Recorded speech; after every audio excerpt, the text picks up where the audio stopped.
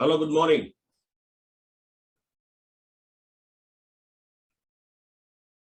Switch on your cameras and acknowledge your presence. Okay. How are you, Sakshi? Hello, Sagar. Where are the rest?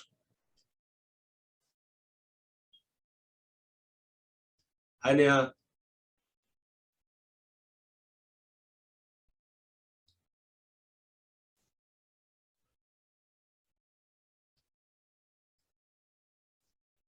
So good morning, all of you.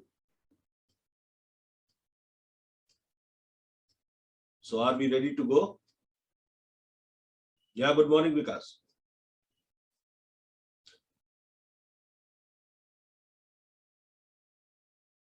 So do you have any doubts from the last lecture?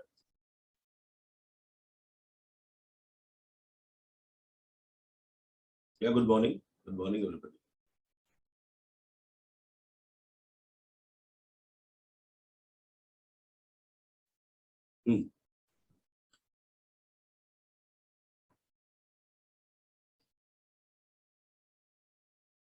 So in that case, we proceed.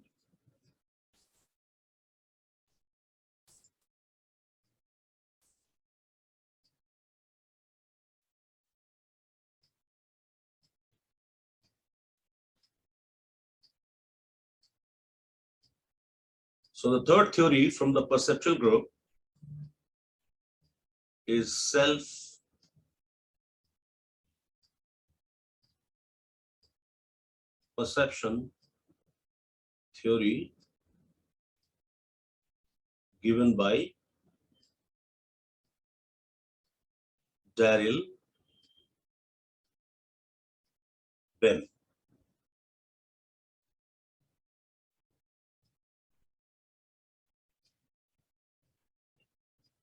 Self-perception theory given by Daryl Ben. Now, Daryl Ben was opposed to the actor-observer paradigm, which was given by Kelly. So, according to Daryl Ben, we are more interested to observe our own behavior rather than others. According to Daryl Ben, we are more interested to observe our own behaviors instead of others.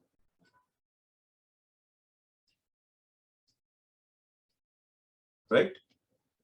So he was opposed to the actor-observer paradigm given by Kelly, and he said that we are more interested to observe our own behavior instead of others. Observation of own behavior is known as self-perception. Observation of our own behaviors is known as self-perception.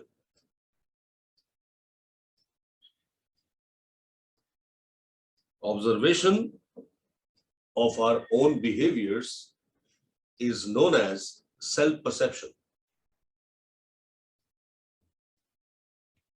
And self-perception leads to formation of attitudes. And self-perception leads to formation of attitudes.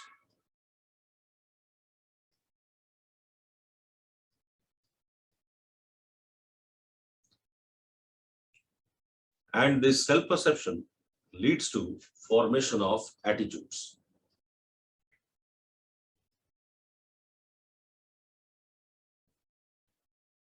So common sense would suggest that attitude leads to behavior. Common sense would suggest that attitude leads to behavior. So you behave according to your attitudes. But quite opposite to what common sense would suggest, Daryl Ben says that behavior leads to formation of attitudes. In sharp contrast to what common sense would suggest, that attitude leads to leads to behavior. Daryl Bem is suggesting that behavior leads to formation of attitude. So you commit a behavior, you observe that behavior, and observation of that behavior leads to formation of attitude. Are you getting it? Now let me give you a few examples to make you understand. Say you get a huge bill of your mobile phone. So you ask the telecom operator to give you the call details, and he gives you the details, and you identify a particular number in which you have called frequently. Not only that you have called frequently, but you have talked at length. So you find out whose number is it, and then you realize that you like that person. Yahi to hai wo. So what has happened? The liking for the person was there, but it was not known to you. It was implicit attitude. But when that implicit attitude reflected itself, manifested itself in behavior number of times, self-perception made that attitude explicit. The liking which was implicit now becomes explicit. And now you are aware that you like it. So we commit behaviors and we actively observe our own behaviors. Observation of own behavior is known as self-perception, and self-perception leads to formation of attitude. In other words, our implicit attitude through self-perception becomes explicit. Got it? Now, this theory came roughly at the time when there was a research being conducted across different hospitals in America. So in America, in different hospitals, a research was being conducted, which revealed that patients who are happy, they respond to the medicines faster. Patients who came to the hospital for treatment, when they were happy, they responded to the medicines faster as compared to patients who were sad and depressed. That means happy patients heal faster as compared to non-happy. This was a research that was done in America, and this was the finding of the research. Therefore, the healthcare professionals invited psychologists to suggest measures as to how to increase the happiness level in patients' life who come for treatment in the hospital. This was 1960. And roughly at the same time, Daryl Bem's theory came as a blessing in disguise. So if you apply Daryl Bem's theory in how to raise happiness level in one's life, then it would suggest that if you pretend to be happy for a few days, say for a week, just do pretension of happiness. Always bear a smile on your face. Don't smile when somebody has fallen, otherwise that will be your last smile. So keep smiling all the time. Always say optimistic things about yourself and others. If somebody would ask you, how are you? Don't say I'm fine. Say I'm great, like this, So next time the person will be, scared of asking you, how are you? Okay. So just do pretension of happiness for a week. And from 8th day onwards, you will actually feel happiness from inside because of self-perception. Now, how does it happen? Let us understand how these whole things happen. So I will throw a bet to this class. Can you just let me make some light adjustment? Just a moment.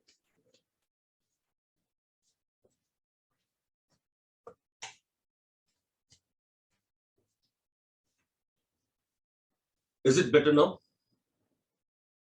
Yeah. So, let me throw a bet to this class. I would request if people can switch on their cameras, as many as possible, because I would require your facial expressions. Some more people, if they can switch on your cameras. Yeah. क्या विकास यार, कभी तुम on नहीं करते, तुमको मिले हुए इतने दिन हो गए. ये सागर तो पता नहीं क्या इतना सुंदर हेयर स्टाइल है, ऑन तो करना चाहिए.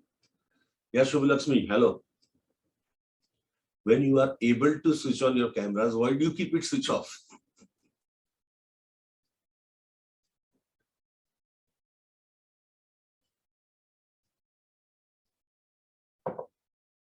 तो चलो एक बेट मैं थ्रो करता हूं. जिसको मर्जी वो हाथ खड़ा करे, किसे खेलना है. You are within my reach, don't worry. So I will take out a coin from my purse and I will toss it in the air. If head comes, you will pay me 1,000 rupees. And if tail comes, I will pay you 2,000 rupees. Who is willing? Raise your hand. And you are in my range. Don't worry. I can take the money from you.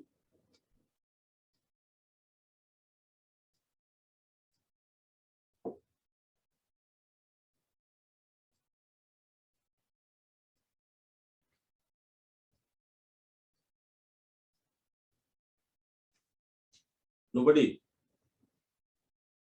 Okay, what is the probability that head or tail comes? Probability क्या है? 50-50, isn't it? So total probability is 1, it is 0.5. Both are possible. Head may also come, tail may also come. Equally possible. But then look at you. You are more concerned about losing 1,000 than gaining 2,000. What a nice bet I had given you. You had an opportunity to earn 2,000 rupees. But you were eyeing upon the possibility of 1,000 rupees loss.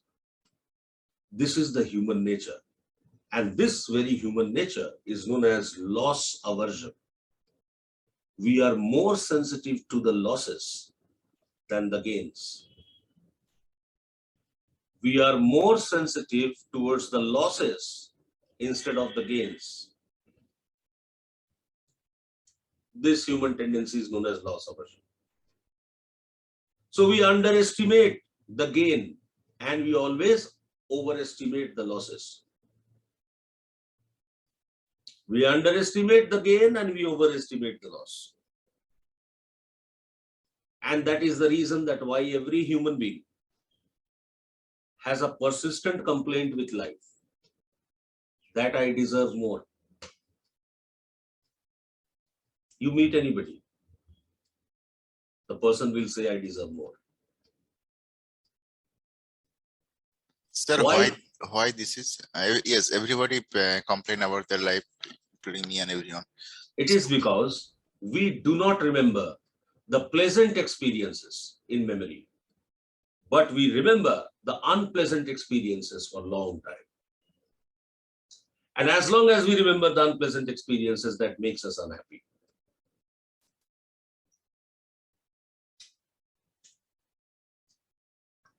This is human nature. So I will remind you of the magnitude estimation task done by Stephen. Remember?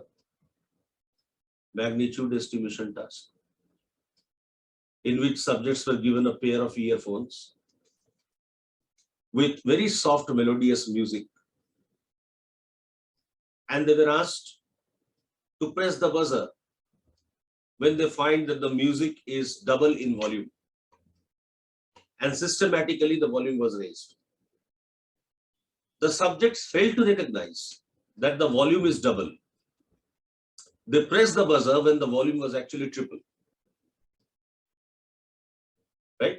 And in another condition, the same subjects were given a pair of naked wire between their fingers, and they were administered a mild shock, and they were asked to press the buzzer when they find the shock is now double. To press the buzzer when the shock is double in intensity. Now, when the intensity of the shock was increased even by 2 units, that means 10 unit was made to 12 unit, the subject started pressing the buzzer saying that it is double. So for pleasant stimulus like music, people do not perceive it enough. So they give a delayed response. But for a painful stimulus like shock, people are giving an urgent response. Much before it is double, subjects press the buzzer saying that it is double. Are you getting it? This is called loss aversion. हमें अच्छी यादें याद नहीं रहती है. We don't remember the pleasant experiences. We forget them. But then we remember the unpleasant experiences for a long time. This is human nature. Now, technically speaking, you are learning a new thing today in life. Daryl Bem's theory. So technically speaking, it is a pleasant experience. You are learning something which you were not knowing earlier. So something that was unknown to you before, you came to know today. So it is a pleasant experience, technically speaking. But in times to come, how would you remember this day of your life? You will not remember this day that I learned something new. You will remember this day that in the winter season, I had to wake up early in the morning and I have to go through the hectic day of psychology sessions. This is what you will remember. You will forget Daryl Bem. This is human nature. And that is why human beings are always unhappy. Now, what happens when you pretend to be happy for a week? When you do pretension of happiness for a week, you do it consciously. Consciously, you are pretending happiness. You are smiling, you are saying optimistic things about yourself. Now, subconscious mind, which is the mastermind, becomes a silent observer. It observes what conscious mind is doing. It is doing pretension of happiness. So the subconscious mind begins to question the conscious. Hey, किस बात का हंसी आ रहा है इतना? Why are you so happy? क्या खुशी है आपको? इतना खुश होने की क्या वजह है? The subconscious mind will question the conscious. And now conscious has to give a serious reply. So conscious mind pulls out, recalls all the pleasant experiences that you have gone through last week, which were forgotten. Right? All the pleasant experiences that you have gone through last week that were forgotten or ignored will now be recalled by the conscious mind in order to reply the subconscious. And you will get a genuine reason to be happy. And you will actually feel happiness from inside. You know, having a good breakfast calls for celebration. Even having a good breakfast invites or calls for a celebration. कि आज अच्छा नाश्ता किया, ये काफी होता है खुश होने के लिए. सिर्फ इतना भी काफी होता है खुश होने के लिए. Feeling comfortable after bathing is good enough reason to be happy, but we just ignore them. We forget them. Now, when the conscious mind begins to pull out those experiences, you feel you get a genuine cause to be happy. Okay? Yes, Partha. Sir, to become the really happy, we need to do something effective. So, like if I achieve something, then it creates happiness on me. No, Without happiness does not wait for something to happen. Every moment of life demands for a celebration, and that is called cheerfulness. Have you seen children? How do they derive happiness? Their happiness does not lie in UPSC qualification. Their happiness does not lie in buying a new car or a property. Their happiness lies just when they find Doraemon आ गया. वो TV चलाएंगे Doraemon आ रहा है. ये Doraemon आ गया. This is happiness. but sir, The ability they to are not, celebrate every moment of life is happiness. so they are not Why do you wait? able to think. Until this happens, I'll be happy. In case you keep waiting until this happens, I'll be happy, then happiness does not lie in your hand. It lies in external factors. In that case, you will develop external locus of control. Are you getting it? It is upon your hand to determine that which occasion of life I will celebrate and which I will not. If you decide that I'll be happy with whatever I am in right now, you will become happy. And that's the truth of life.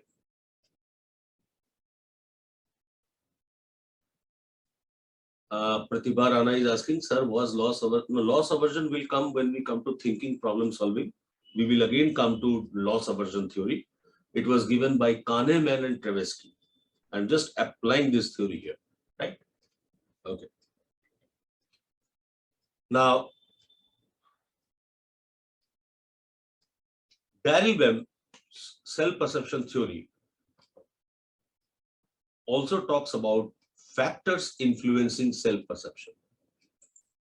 So now we will look at the factors affecting self-perception.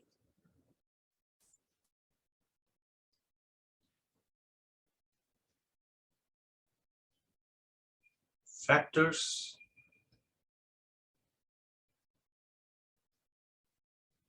affecting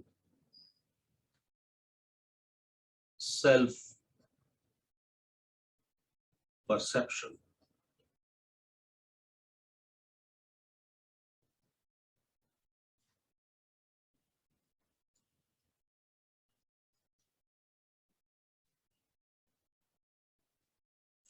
Surveillance,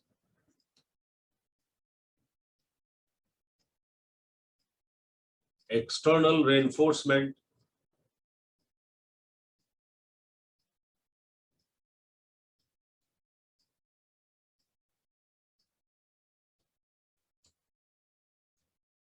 and emotions.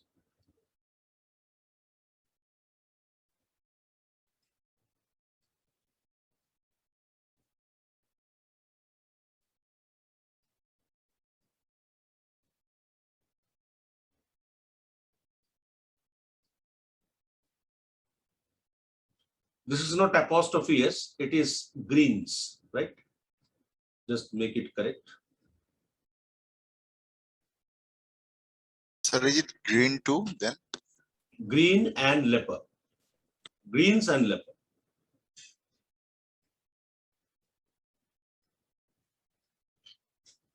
I'm just writing the name of the researcher.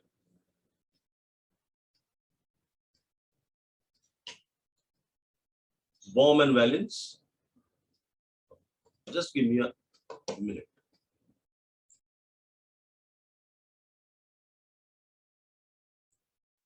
Yeah. So surveillance is one of the factors. When we know that we are under surveillance, that means we are being observed. Surveillance का मतलब होता है निगरानी. So when we know that we are under surveillance, self-perception does not lead to formation of attitude.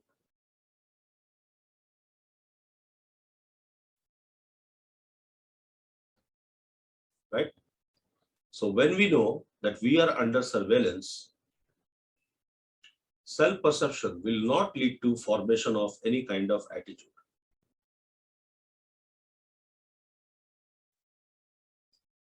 Okay? For example, say you have joined a job and it has been a month since you are working. And one day your mother points out to you that you leave your home for the job quite early and you come back very late. Hmm? So you leave for the job very early while you come back very late. And then you realize that yes, it's true. Uh, Anil Verma is asking, sir, please repeat what? What repeat? Repeat what? You have to write it.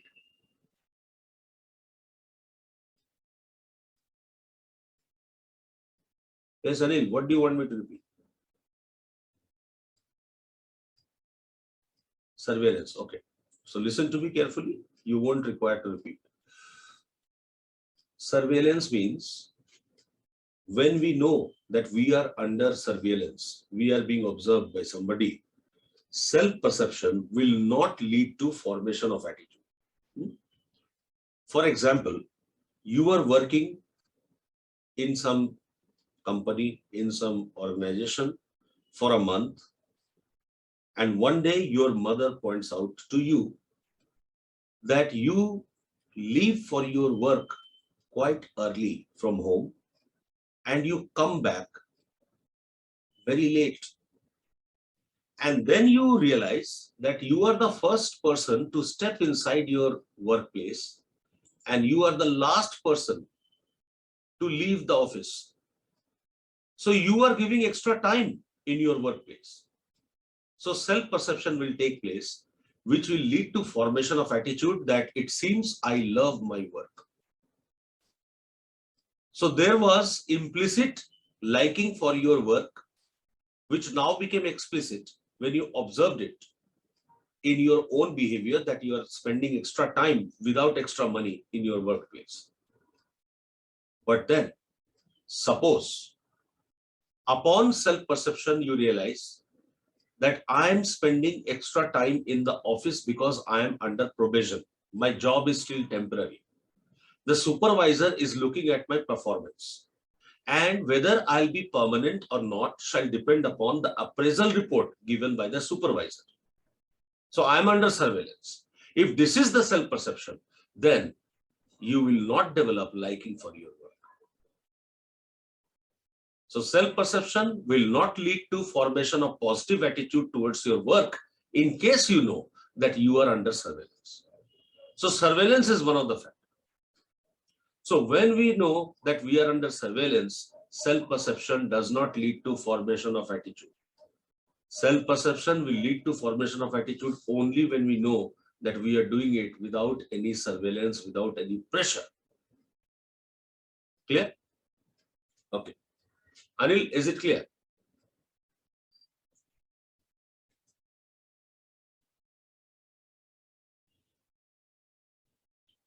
Okay.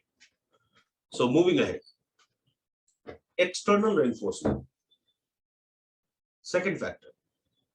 Now, external reinforcement has a hidden cost.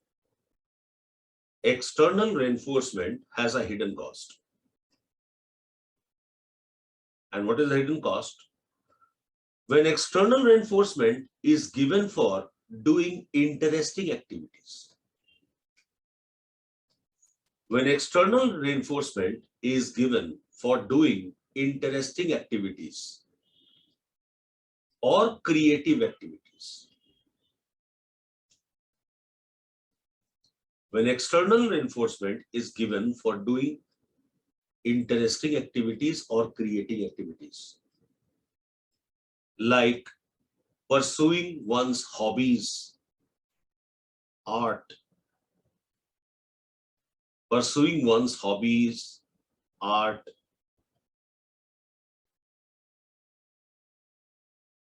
interest, pursuing one's hobbies, arts, interest, or any other creative endeavor, or any other creative endeavor.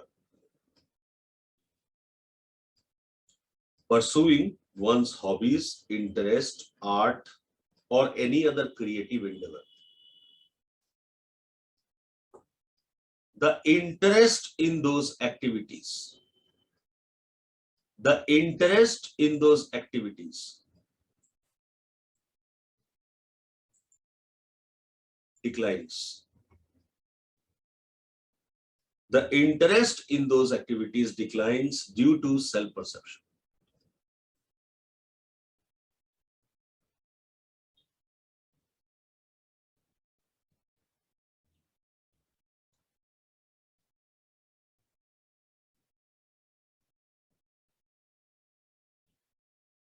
Now watch. There are two types of motivations in life.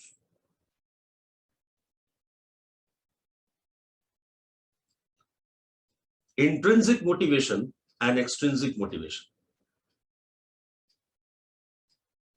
Intrinsic motivation is a state of mind that is driven internally. So there are certain activities in life for which you are intrinsically motivated. That means you do not need an external reward to do those behaviors. They are internally rewarding. You enjoy doing them. Like your hobby, like creative work, like if you're an artist pursuing your art. These activities are intrinsically motivated. They give you inner satisfaction, inner pleasure. You don't need an external pleasure to do them. You don't need an external reward for doing them because you love doing them. So all those activities are intrinsically motivated.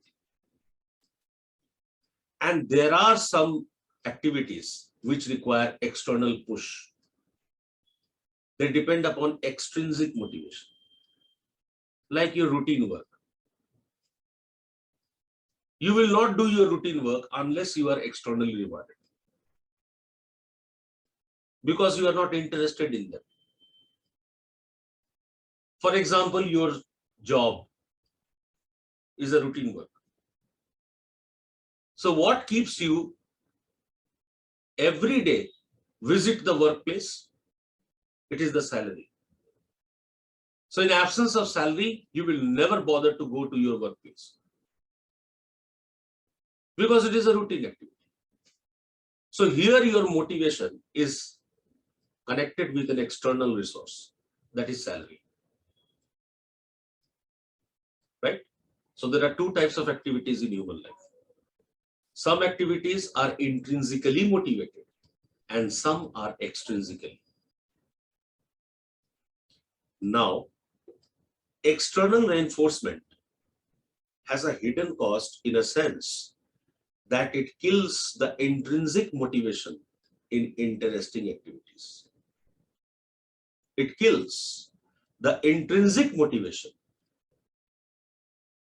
towards interesting activities due to self-perception.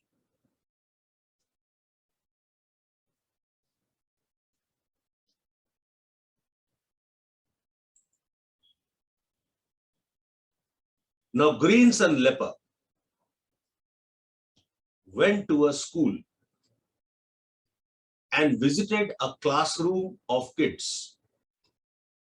Greens and Leper went to a school and visited a classroom of kids during the free period. Greens and Leper went to a school and visited a classroom of kids during free period.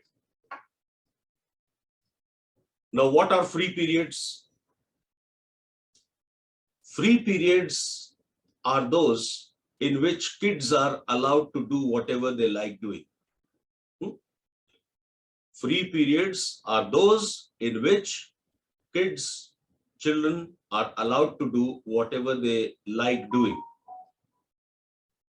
So some kids were playing cricket, some were playing football, and a group of kids were busy in drawing.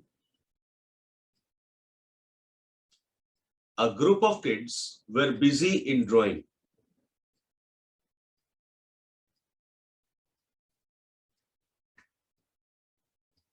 So the researcher concluded that kids who were busy drawing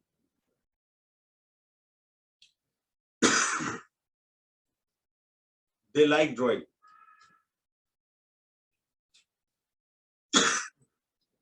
Sorry. Kids who are busy drawing, they like drawing, and that is why they are using the free period in drawing, isn't it? Now, randomly, few of the children who were busy drawing were picked up. Randomly, few of the children who were busy drawing were picked up, and they were told that you will get box of chocolate once you complete the drawing. They were told that you will get box of chocolate once you complete the drawing. And as promised, those kids were given boxes of chocolate after they completed drawing. And as promised, those kids were given boxes of chocolate once they completed the drawing.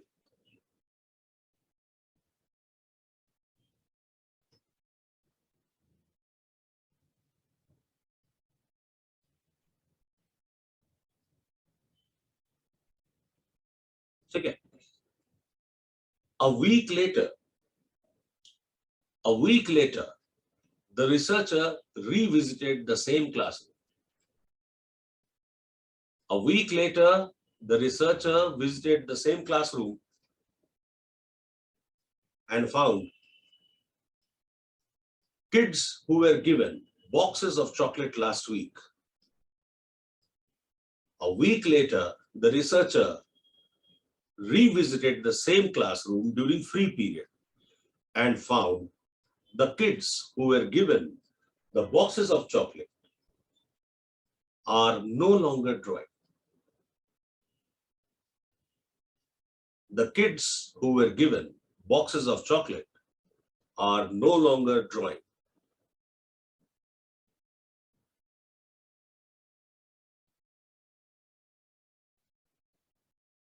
While those kids who were not given any reward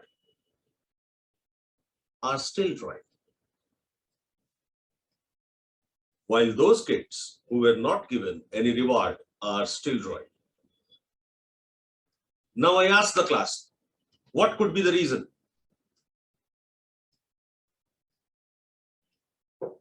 Yes, Abhi. Hello, sir. Good morning, sir. Yeah, good morning. I was observing that Can with you be a bit louder? yes, sir, am I audible now?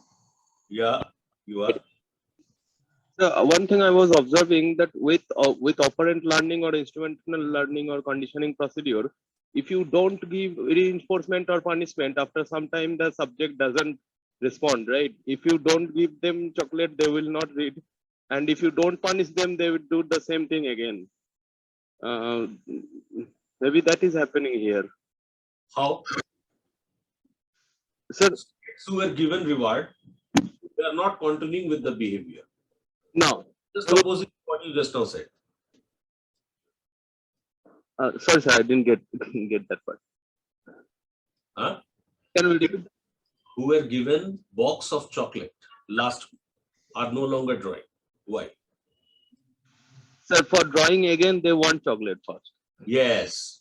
But I that's what So what has happened? Earlier, without any reward, they were drawing. Now, without reward, they are not willing to draw. So external reward or external reinforcement has a hidden cost. It has eaten away the interest of the students. Yes, Abhi, would you like to now throw some light?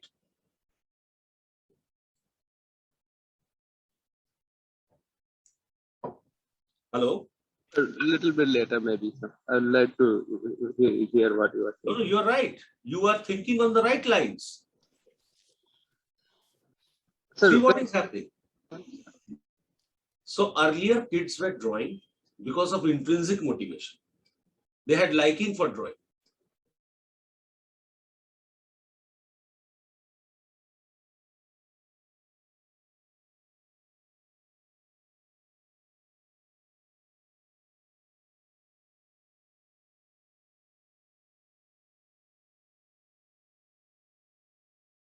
I think sir got disconnected, no? Sir, you are muted. We can't hear you. Now am I audible? हाँ. विकास लिख रहे हैं कि sir is on. अरे sir of कब हुए थे? Sir तो ऑन ही है. पावर ऑफ हो गया था. हाँ, तो मुझे कौन बताएंगे कि हो क्या रहा है कि बच्चे क्यों नहीं ड्रॉ कर रहे जिनको चॉकलेट मिला था?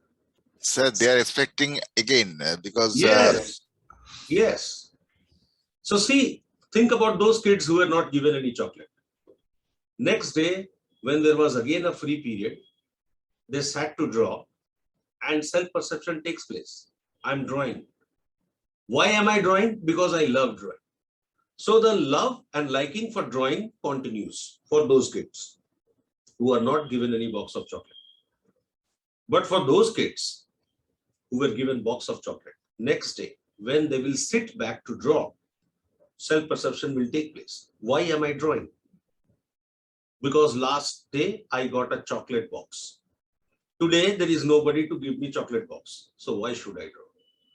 So external reward has a hidden cost. It kills the intrinsic motivation. So external reward should not be given for what? For pursuing interesting activities. So for doing interesting activity, if external reinforcement is supplied, it will eat away the interest in that activity. If Rabindranath Tagore would have been given money for writing his songs, for each of his songs, he would have never created Gitanjali. Right? Now here you need to understand the distinction between award and reward. Award is an acknowledgement of good work, creative work. Reward is a salary. And there is a great deal of difference between award and reward. So Nobel Prize was award, but paying Rabindranath Tagore consistently for doing his creative work would have been a reward. It would have eaten away his creativity. And that is why the creative filmmakers hardly make blockbusters. And blockbusters don't have any creativity. What creativity lies in it? Kya creativity? Kuch bhi nahi. But it is a blockbuster, isn't it? Yeah, Partha, you want to say something? Sir, Sunil Gangopadhyay once said that for a piece of writing in Ananda Bajar Putrika, he was giving certain amount of money, and for the money he used to start writing. But later stage when he wrote his some novel, that time there was no reward. But during that time, that is what I am saying. For routine Yes, activity, money is motivating, but for creative activity, money kills away the intrinsic motivation.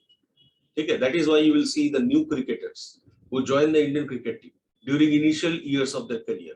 They show the game, they focus on the game, and then they start getting sponsors, advertisers, and then the focus shifts from the game to the advertisers. Okay, यही है अंतर. तो आप देखेंगे जितने भी creative लोग हुए, except Rabindranath Tagore, all have been deprived in life. Tagore was from a very rich and affluent family. But apart from them, you name anybody, everybody had a tragic life. Mahadevi Verma, Nirala, Ramdhari Singh Dinkar, Shakespeare, George Bernard Shaw. आप देख लो जितने creative लोग हैं. Perhaps this explains the fact that why need is mother of all inventions. Right? but sir, present day writer are not like that, sir. Huh? Present day writers not like that. They're But present day they are writers. where is the creativity in present day writers? Not that much, but sir, you have seen the Sukanto was a poor from the poor background, whereas the Jivananda Das not from a poor background. He was No, a I'm saying college there are professor. exceptions. There are exceptions. I'm not denying it. Yes, But sir. what I'm saying that somebody who is in plenitude, why would he be imaginative? People imagine about things which they do not have. Somebody who has everything, why should he or she imagine? And imagination is the key to creativity. Yes, some way they have some pain, not exactly the financial, maybe the any other way. Okay. So I just told you what I feel, that there must be a feeling of deprivation, whether it is money or it is social deprivation or emotional deprivation, that is behind all creativity. Anyways, that is not the point. Point here is external reward has a hidden cost. Second, the third factor is emotion. Now here let us understand what is emotion. Emotion is a state of mind that is associated with physiological arousal. Emotion is a state of mind that is associated with physiological arousal. So we get physiologically aroused when we feel emotion. We get physically aroused when we feel emotions or we undergo emotional experience. We get physiologically aroused. For example, our heart rate, pulse rate increase when we feel anger. Isn't it? Our heart rate, pulse rate increase when we feel fear. And it also increases when we feel highly excited. So under emotional experience, there are some physiological changes, that is increase in heart rate and pulse rate, etc. Okay. Now, when we feel emotions, self-perception intensifies. When we feel emotions, self-perception intensifies. When we feel emotions, self-perception intensifies, leading to formation of very strong attitudes. When we feel emotions, self-perception intensifies, leading to formation of very strong attitudes. When we feel emotions, self-perception intensifies, leading to formation of very strong attitudes. Now, in this regard, an experiment was conducted by Baum and Valens. Sir, bomb spelling was B-U-M or what you written? B-A-U-M. B-A-U-M. Baum and Valens.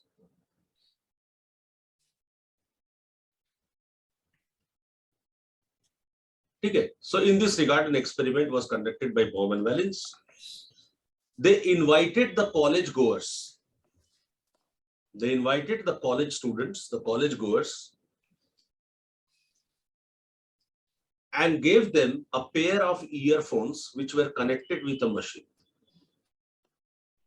They invited the college goers and gave them a pair of earphones which were connected with a machine.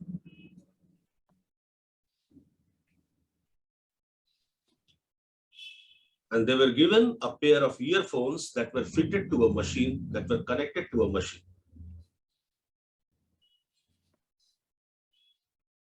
The students were told that these earphones will enable them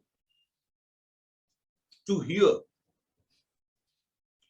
These earphones will enable them to hear the sound of their own heartbeat. These earphones will enable them to hear the sound of their own heartbeat.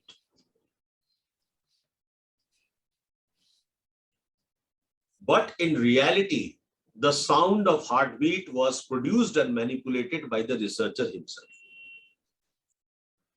But in reality, the sound of the heartbeat was produced and manipulated by the researcher himself.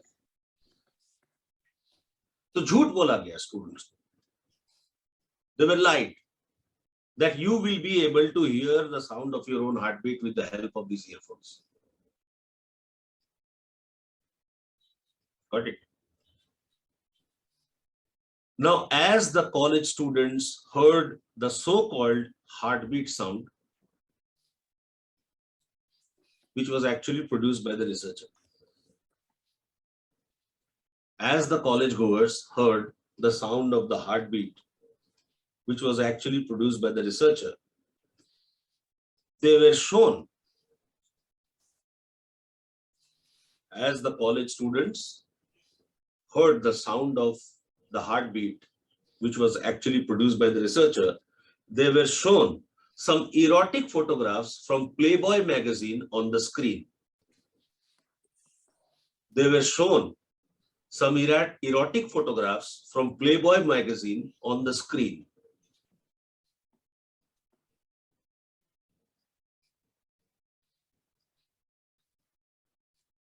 The researcher randomly raised the sound of heartbeat.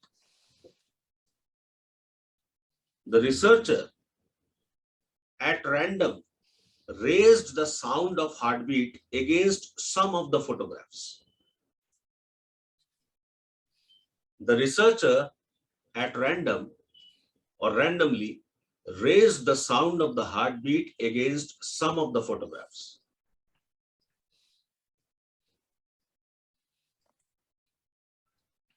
Say, for example, photograph number 1, dhak dhak, dhak dhak. Photograph number 2, dhak dhak, dhak dhak. Photograph number 3, amplify kar diya, dhaka dhak, dhaka dhak. Is तरह से randomly some of the photographs were chosen and against which the sound of the heartbeat was raised. Subsequently, the subjects were asked to rate the photographs in terms of degree of attractiveness. Subsequently, the subjects were asked to rate the photographs in terms of degree of attractiveness.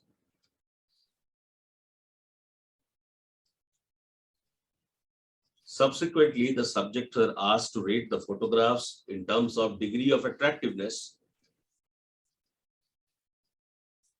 The photographs against which the sound of the heartbeat was raised,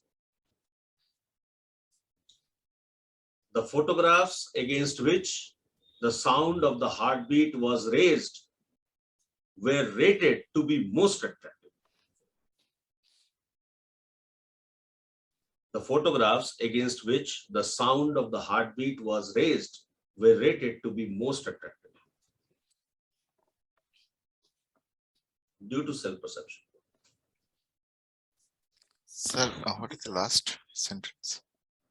The photographs against which the sound of the heartbeat was raised were rated to be most attractive due to self-perception.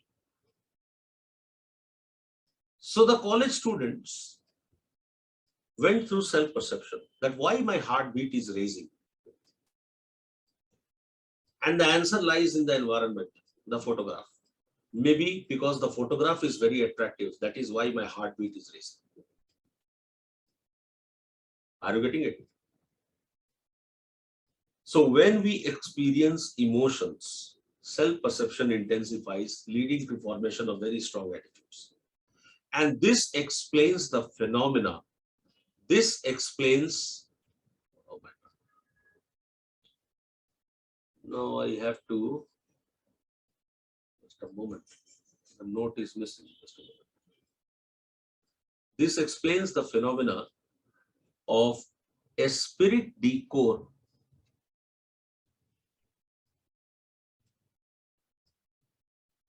You have to allow me some time.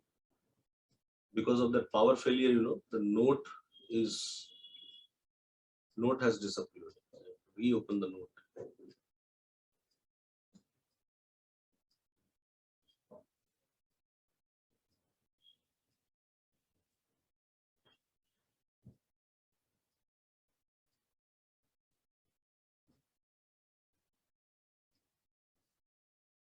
Just a moment.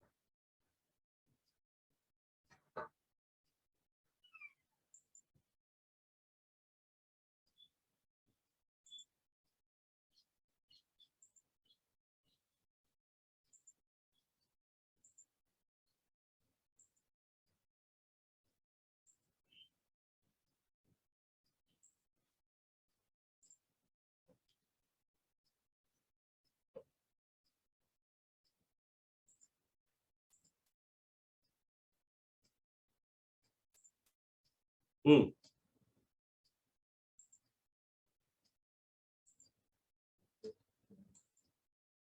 Hmm.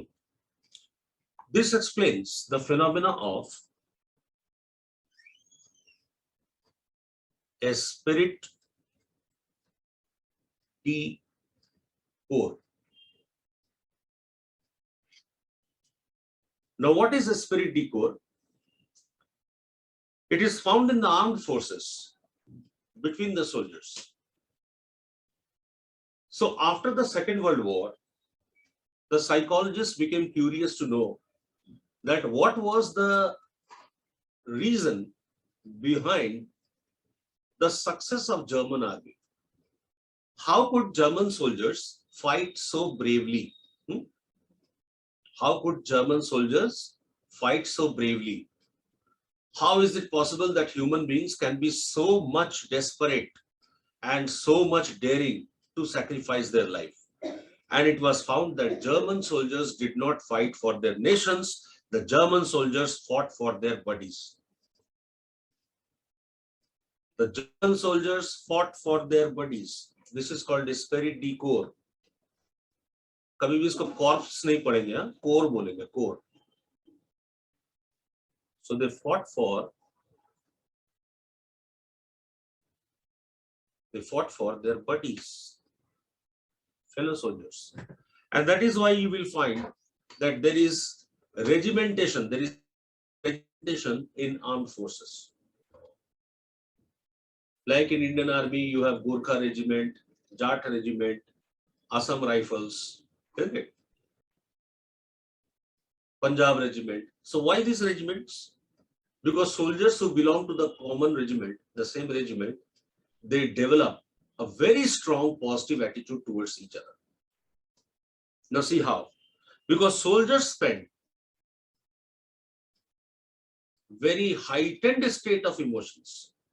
Soldiers experience very heightened state of emotions in the battlefield together. So intense anger and fear is experienced with the fellow buddy who is fighting along with me. As a consequence, self-perception takes place under emotional state of mind. And the soldier develops very intense emotion towards each other, which is known as esprit de corps.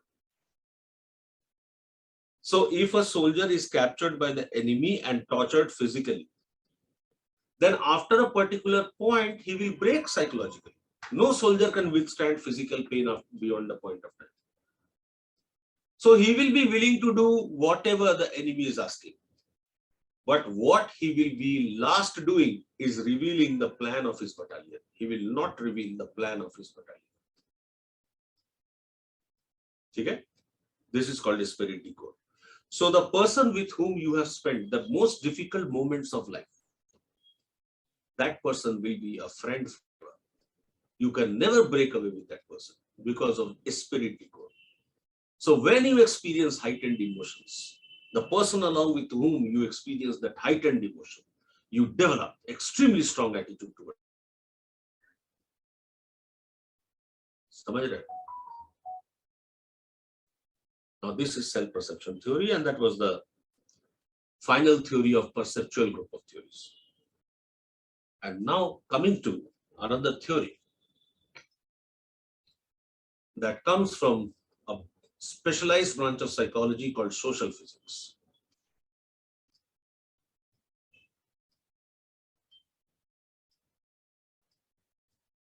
So social physics is a branch of psychology that applies the laws of physics to study social behaviors, which applies the laws of physics to study social behavior. And in this regard, there is a theory known as assimilation, contrast theory, given by Sheriff and Hovland. Assimilation contrast theory,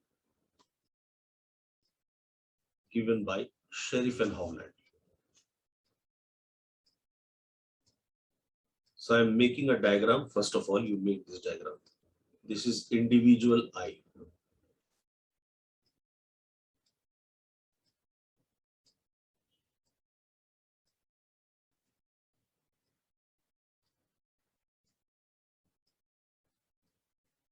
You make the circles proper. They are eclipses actually.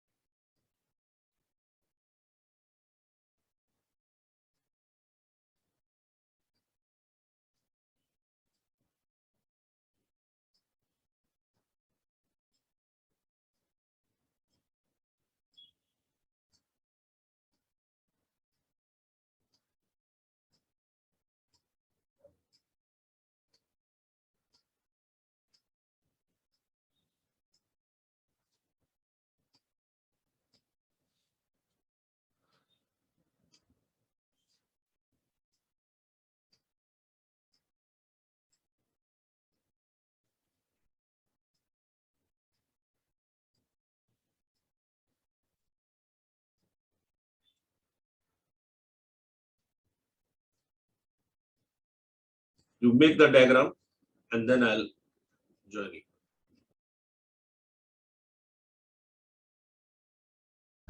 Okay. Now, let me ask you. This theory, that is assimilation contrast theory, given by Sheriff and Hovland, is all about changing the attitude of some person, changing the attitude of others by means of persuasion. So say, suppose you want me to quit smoking. How would you persuade me to do so? So what would you tell me so that I quit smoking? Let me hear from you. Yes, Srilekha. So we'll probably tell the ill effects of smoking, how injurious smoking is, so that. Right. So probably you will tell me that smoking is so injurious to health. Yes, Abhi?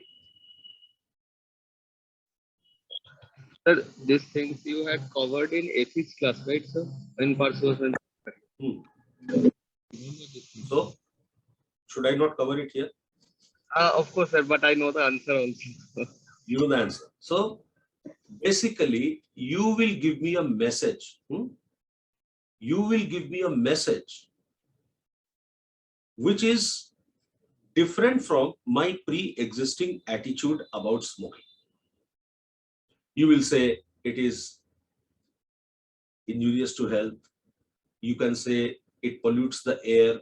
You can say it can lead to passive smoking of other members in your family.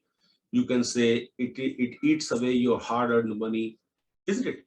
You will give me several messages opposite or which are different from my pre-existing attitude. That means there will be some discrepancy between my pre-existing attitude and the message that you give me. So there will be message discrepancy between the message you give me and my pre-existing attitude about smoking. Now, these theories, these theories of attitude and attitude change are also present in your ethics paper, okay, as pointed out by Abhi. Now, whether I'll accept your message, or I reject it, will depend upon the degree of discrepancy that lies in the message that you give me and my pre-existing attitude. Okay? The degree of discrepancy that exists between your message and my pre-existing attitude, that will determine how do I respond to your message. Suppose your message is successful in penetrating latitude of assimilation. Suppose your message is successful in penetrating latitude of assimilation, it will be readily accepted. So when your message successfully penetrates latitude of assimilation, it will be readily accepted. And it will bring about change in the pre-existing attitude of the listener, of the receiver. When the message of persuasion enters the latitude of assimilation, the message shall be readily accepted and it shall bring about change in the attitude of the receiver as suggested by the message. When the message enters latitude of assimilation, it is readily accepted and it brings about the change in attitude. It brings about change in attitude of the receiver along the direction as suggested by the message. And it brings about change in the attitude of the listener along the direction as suggested by the message. Clear? That means persuasion will be successful.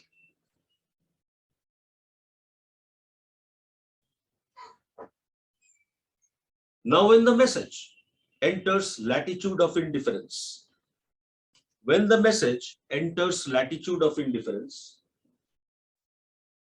when the message enters latitude of indifference,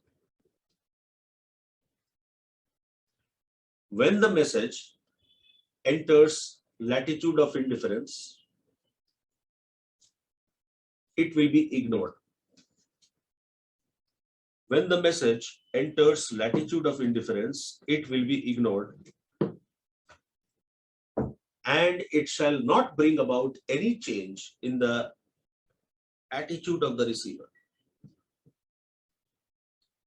When the message enters latitude of indifference, it shall be ignored and it shall not bring about any change in the attitude of the listener. It will not bring about any change in the attitude of the listener.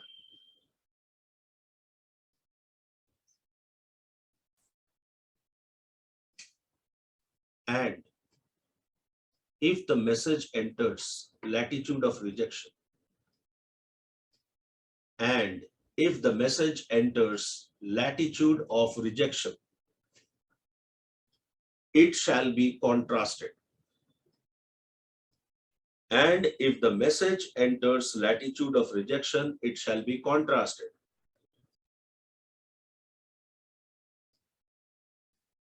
Which means it will bring about change in the attitude of the listener. Which means it will bring about change in the attitude of the listener. But along a direction, but along a direction opposite to what has been advocated by the message. But in a direction opposite to what has been advocated by the message.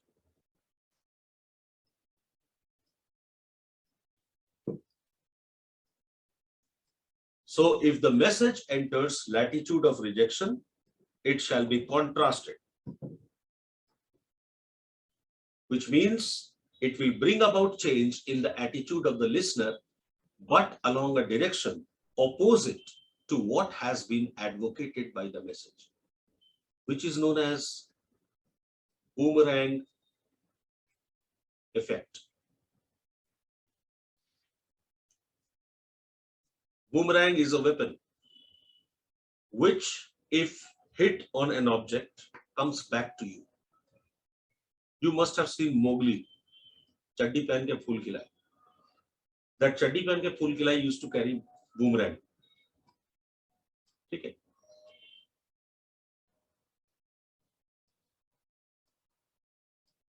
Now let me give you examples regarding each of these latitudes.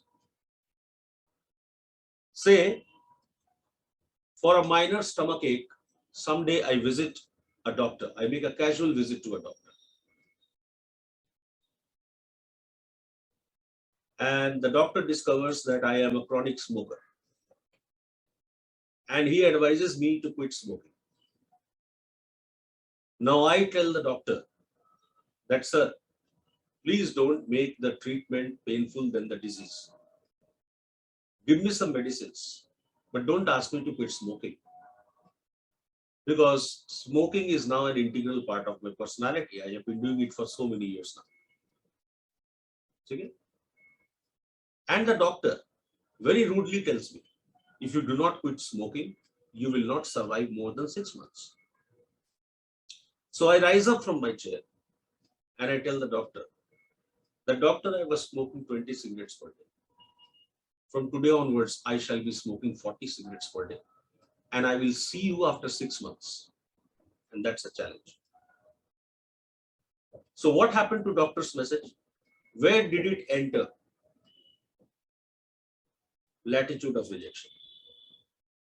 So our mind is surrounded by invisible latitudes. When the message is highly discrepant, it is likely to enter latitude of rejection. So there was change in my attitude, but in a direction opposite to what the doctor suggested. Because his message was so discrepant that it entered my latitude of rejection. How can doctor decide my lifestyle? He is not God. Got it? Now every day, twice or thrice, my wife would advise me to quit smoking. And each time I would tell her that this one is the last. So what happens to my wife's message? Where does it enter? She keeps telling me to quit smoking and I keep assuring her that I will, but I don't. So where does the message enter? Latitude of indifference. Yes, latitude of indifference. उनका फर्ज है बोलना, मेरा धर्म है पीना, तो चलता रहता. And say, the doctor says that, well, it is not advisable that you abruptly quit smoking. It can lead to withdrawal symptoms. But in case you cooperate with me, I can work out a schedule for you by which you can reduce the number of cigarettes to such levels which become non-risky. I will be interested to know what is the schedule. Now the doctor discovers that I smoke every cigarette after 1 hour. So every hour I need a cigarette. So the doctor suggests me that increase the interval between 2 cigarettes by 10 minutes. So instead of smoking every 1 hour, smoke at 1 hour 10 minutes interval for the first week. Next week, make it 1 hour 20 minutes. Third week, increase the interval by another 10 minutes, 1 hour 30 minutes, and so on. So that after 6 months, I am left smoking with 4 to 5 cigarettes a day, which is non-risky. I will respond positively to what the doctor advised. Why? Because that message was not highly discrepant from my pre-existing attitude about smoking. So that message was able to enter which latitude? Latitude of assimilation. Assimilation. So know your audience before giving them messages. Know your audience before giving them messages. This is assimilation contrast theory. Now, the latitude of assimilation depends upon the width of latitude of assimilation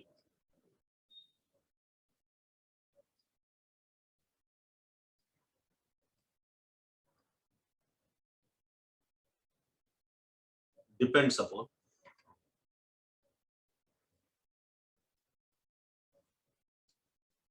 education.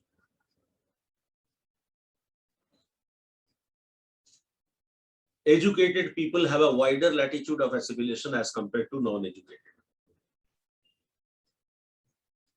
Educated people are more open to new ideas. Second factor is age. Younger people are more open to suggestions as compared to older people. Younger people are more open to suggestion as compared to younger people. And third, cultural familiarity. Messages which are familiar to one's own culture. Messages which are familiar in one's own culture are more readily accepted as compared to non-cultural messages. Messages which are familiar to one's own culture are more readily accepted as compared to non-cultural messages. So messages which come from an alien culture suffer the problem of not invented here syndrome. Suppose a message is coming from an alien culture, from a foreign culture. It will suffer not invented here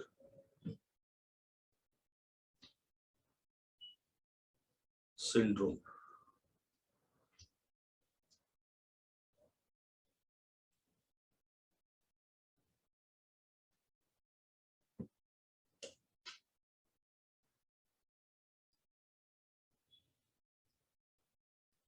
So these were the theories of attitude formation and change. Okay? These were the theories of attitude formation and change, and now we will discuss the measurement of attitudes, the scales of attitude. We shall discuss the measurement of attitude. You need to just give me a minute.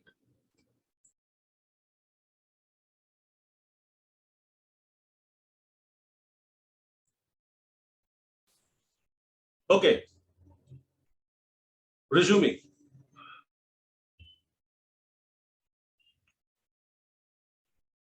Now moving on to measurement of attitudes.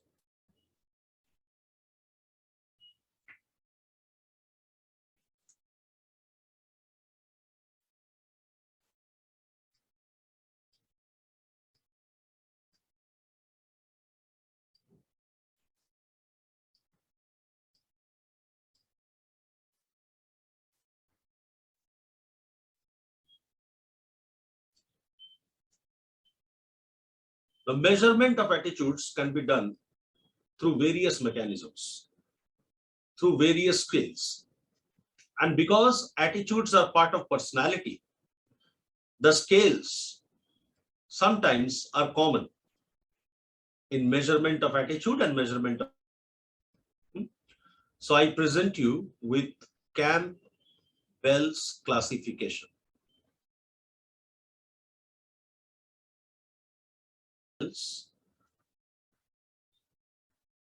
Classification. regarding measurement of attitude. So Campbell has identified different types of attitudes. He has identified different types of measures of attitude.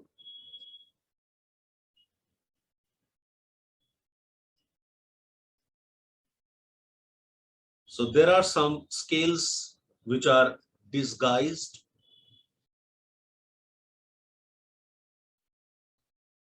and non-structured.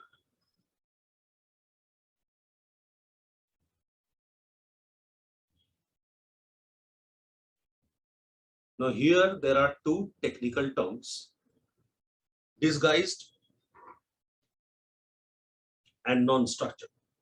So let us understand the meaning of these terms. The tests which are indirect are called disguised tests.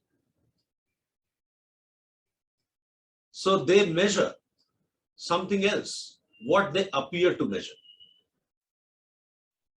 So there are some tests, there are some items in a test, there are some questions which are inventories, which are not real questions. They will appear to measure something, but eventually they will measure something else. Something that you would like to conceal from being exposed, that will be measured by those items. Such items are called disguised items. Such tests are called disguised tests. Okay. So they reveal what you wish to conceal. They dig out something that is hidden in your personality.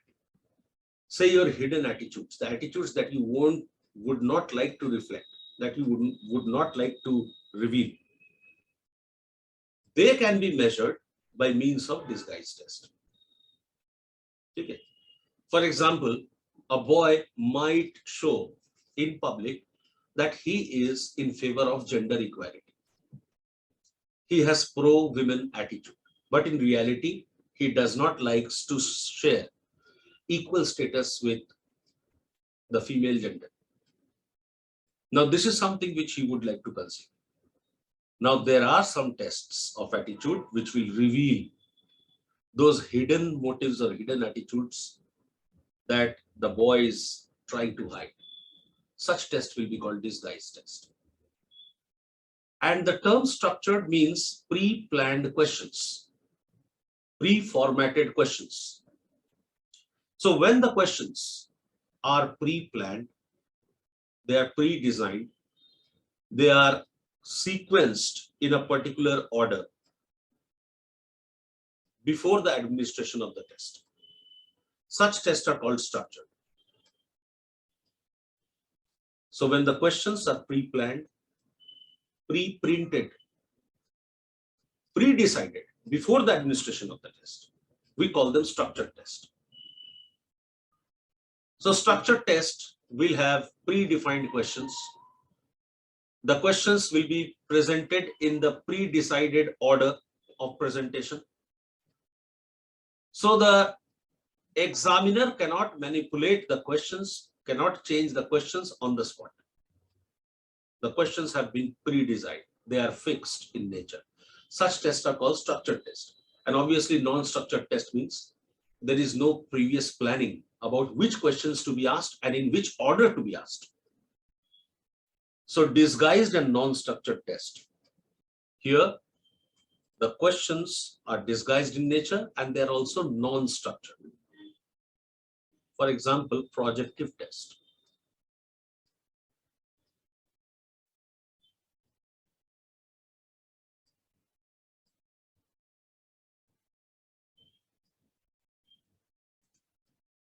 Projective tests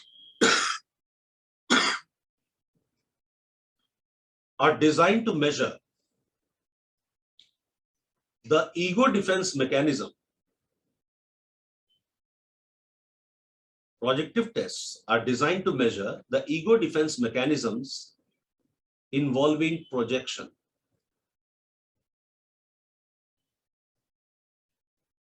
Projective tests are designed to measure the ego defense mechanisms that involves projection. Projection is the tendency to hold others responsible.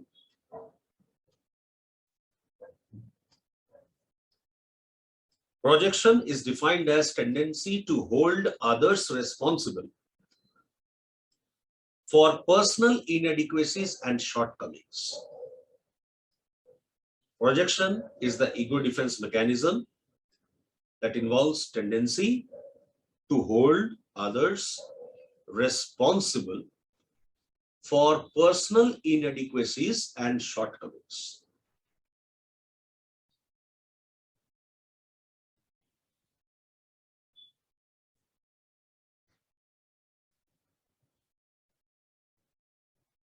TAT is an example of projective test. TAT stands for thematic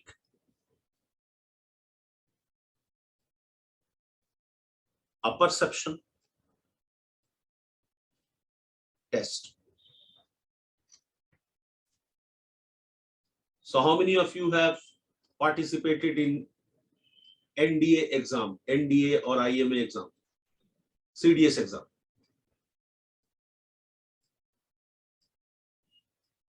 So those who have participated in those exams, after the written, you must have been given thematic apperception test, TAT. Here thematic means a story.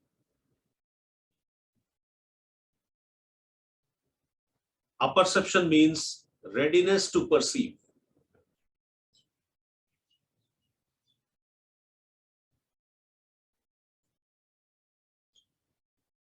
So what is done in this test? The subjects are given an ambiguous picture. The subjects are given an ambiguous picture and they are asked to write a story over that picture. So when the subjects write the story over an ambiguous picture, they try to project, they eventually project their unconscious motives in that story. They project their unconscious motives in that story, which otherwise they will not answer if directly asked. So in form of story, what they end up writing is their unconscious motives and wishes. And with the help of experts who know how to analyze the stories, their hidden attitudes are discovered. Those attitudes which involve projection, where the individual tends to blame others for personal shortcomings, they will be revealed while interpretation of this story. Now, a common man cannot interpret the story. It requires a psychoanalyst to do that. Thematic apperception test. For example, the picture may be that there is a house, and in front of the house there is a garden, and in front of the garden there is a gate. A woman is standing, an old woman is standing in the window of the house, while a young girl is entering the gate. This is the ambiguous picture. Now write a story on this picture. Now, whatever story you create will eventually reveal your hidden attitudes. So subjects are presented with ambiguous pictures.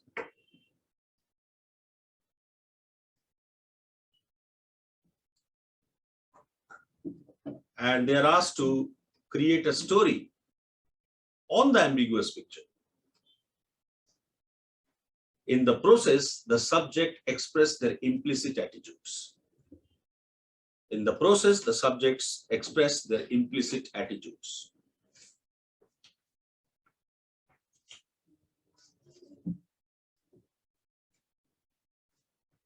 Now let us see the advantages. Advantages of projective test.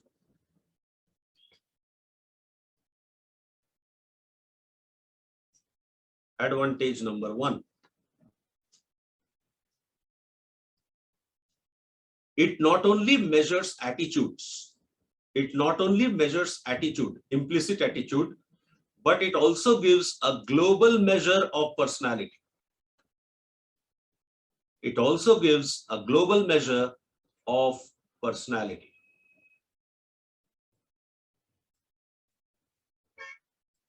Personality is agglomeration of several traits. So it gives a global measure of personality.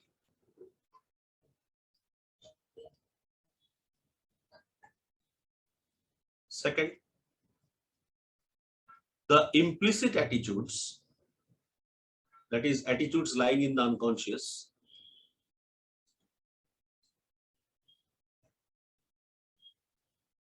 which are invisible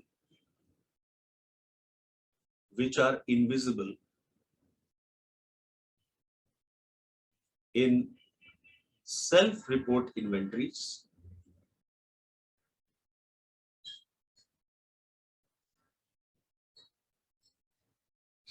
Self-report inventory means SRI. So implicit attitudes which are invisible in self-report inventories can be discovered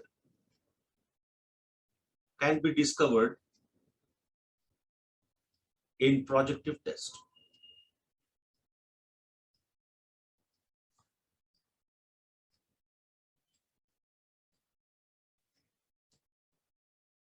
Okay. Third, the response set. I'll explain you what is a response set and a deviation set. The impact of response set and deviation set. The impact of response set and deviation set can be eliminated.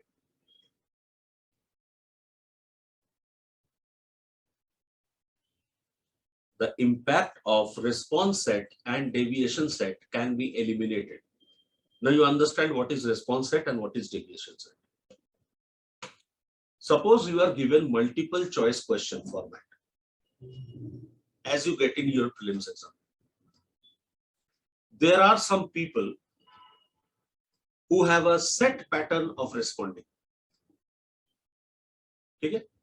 For example, if it is yes or no question, true or false question, then response set can lead the subject to respond in favor of either yes category or no category.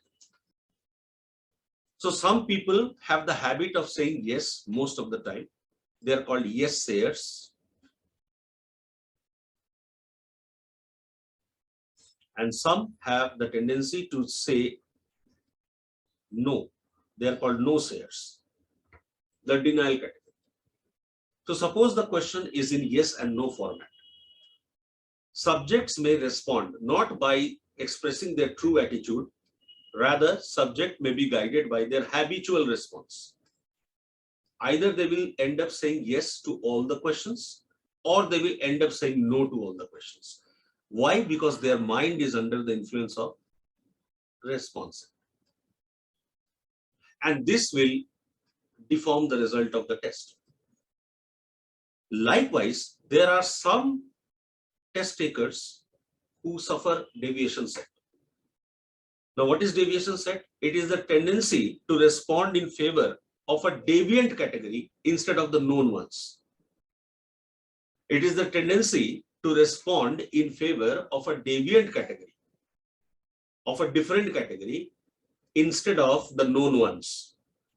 So कुछ बच्चे होते हैं exam में जिनको पता है answer, लेकिन वो सही आंसर को टिक नहीं करके किसी ऐसे आंसर को टिक करते हैं जो कि अननोन है, the deviant one. This is called deviation set. For example, in one of the years, many years ago, in one of the years, in state PCS exam of Bihar Public Service Commission, there was a question.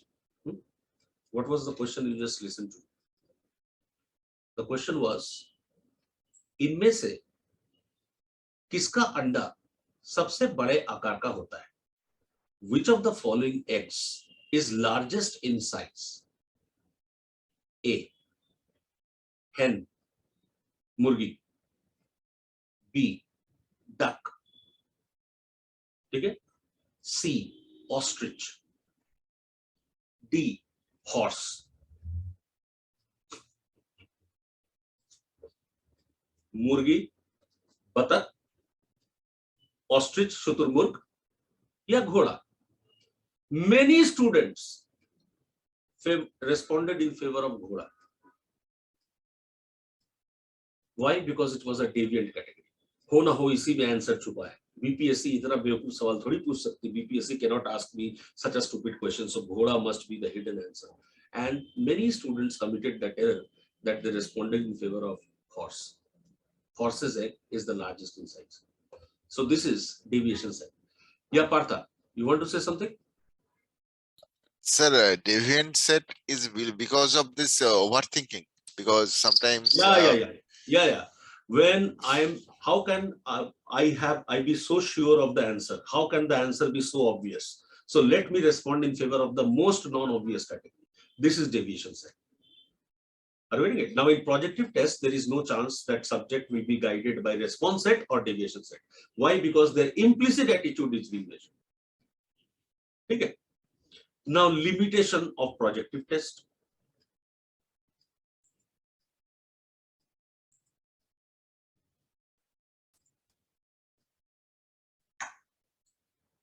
Limitation of projective test.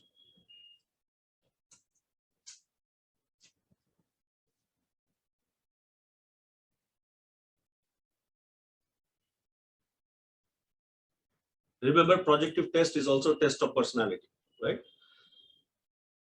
One is expensive.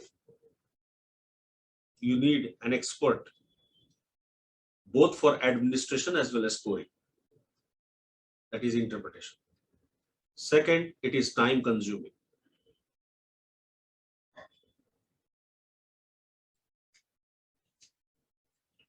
Third, it may have subjective bias of the interpreter. Subjective bias of the scorer or interpreter.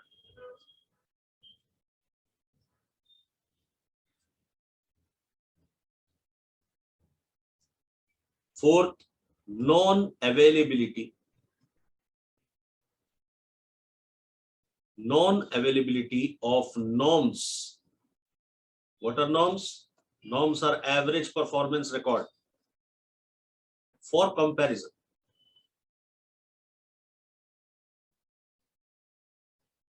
Non-availability of norms for comparison, because it is a qualitative test. In qualitative test, you don't have the average to compare with. For example, intelligence test is a quantitative test. You know the IQ of the average population, and then you can measure the scores of the individual who take up the test, that whether they are below the average or in the average category or above the average category.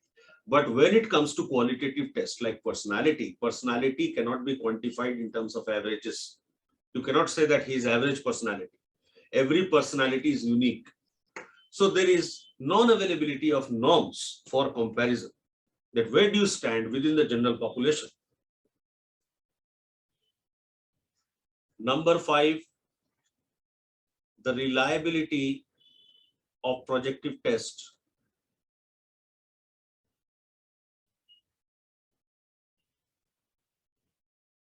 is low. Reliability of projective test is low.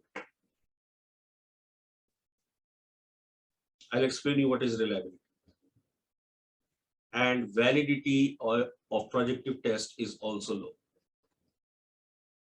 So you will learn about these concepts of reliability, validity, norms in the chapter of measurement of individual difference.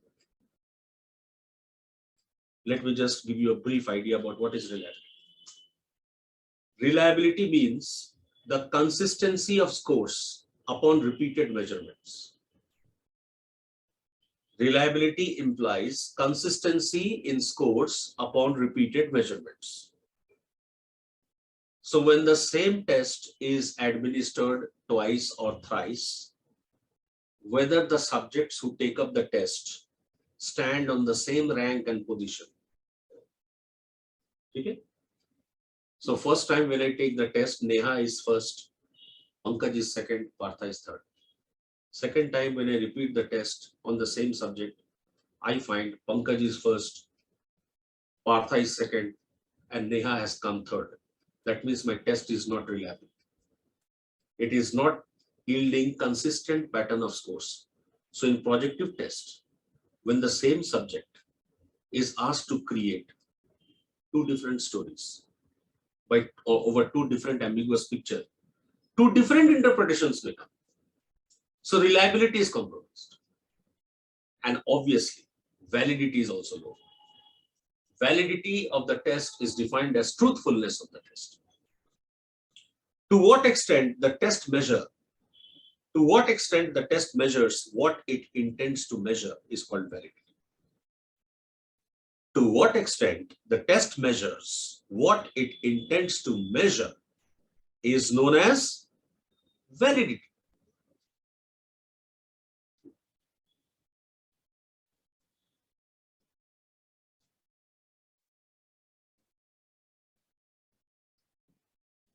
Projective tests are totally opposite to concept of validity. It is measuring something else, what it appears to measure, isn't it? It ultimately measures something else, what it appears to measure. So this is disguised and non-structured test. Tomorrow we will see the other types of attitudinal tests. Okay? Yeah, Partha. Sir, NDA measures use such kind of test that has the low reliability and the low validity.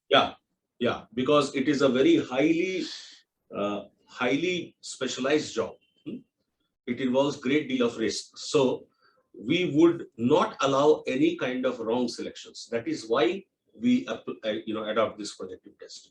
But sir, ultimately it boils down to the wrong selection. कोई भी आके adapt कर जाए. Army job or military job requires some specialized personality traits. So we cannot take any chance, and that is why these projective tests are applied in those sensitive areas. Yeah. But sir, ultimately it will boils down to some wrong selection, na? Because it's We will reject many genuine candidates, but we will not allow any ingenuine candidate to enter the armed forces. That is the purpose. Okay. Because it is high risk job.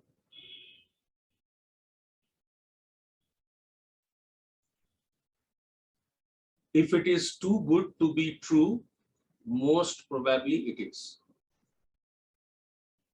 What is that, Abhi?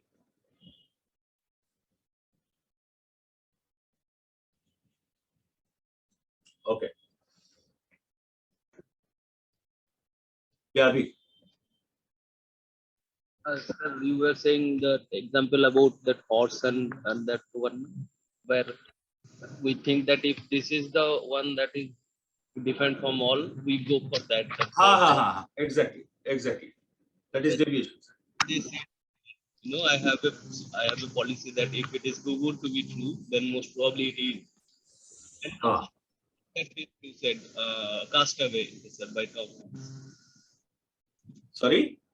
You said that movie you wanted us to watch, Castaway, yes, sir. Did you see that movie? Yes, sir, I watched that. So how did you like it? Very good, sir. I have watched Tom Hanks movies and I like them very much also. Very good. You saw that movie? Anybody else who saw that movie? Castaway? Nobody. No. I'm just trying to understand what they are showing in that movie. Many things they are showing. Like you said that in social perspective we want to live. So Yes, that football, Wilson. Wilson, yes, sir. And that is also a character from his life. And after that, he came back and he found out life has changed also. So Okay. So see you tomorrow.